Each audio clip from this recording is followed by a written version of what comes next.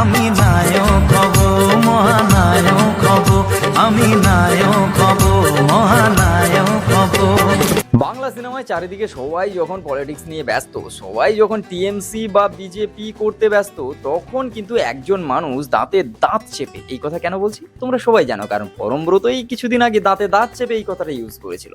হ্যাঁ, দাঁতে দাঁত চেপে শুধু অভিনয়টাকে প্রায়োরিটি দিয়ে গেছে, শুধু অভিনয় করে গেছে, শুধু সিনেমা করে গেছে, যেটার জন্য তাকে মানুষ চেনে, শুধু সেই জিনিসটাই করে গেছে। সেই মানুষটাই আজ বাংলাকে গর্বে বুক ভরিয়ে দিলেন। সেই মানুষটাই আজ পুরো বাংলা ইন্ডাস্ট্রিকে একটা উচ্চ পর্যায়ে নিয়ে গেলেন, আর মুকুটে জুড়ল আরও একটা নতুন পুরস্কার, অ্যাওয়ার্ড। হ্যাঁ, আমি কথা বলছি বোমবাদা প্রসেনজিৎ চট্টোপাধ্যায়ের কথা, যাকে দেওয়া হলো পদ্মশ্রী পুরস্কার, যার জন্যে পুরো পশ্চিম বাংলা তথা ভারতবর্ষ সবাই গর্বিত এবং আমরাও গর্ববোধ করি। এই বিষয়টা নিয়ে প্রসেনজিৎ চট্টোপাধ্যায় পদ্মশ্রী পেয়েছে। বোমবাদাকে অনেক শুভেচ্ছা রইল পদ্মশ্রী পুরস্কার জন্য।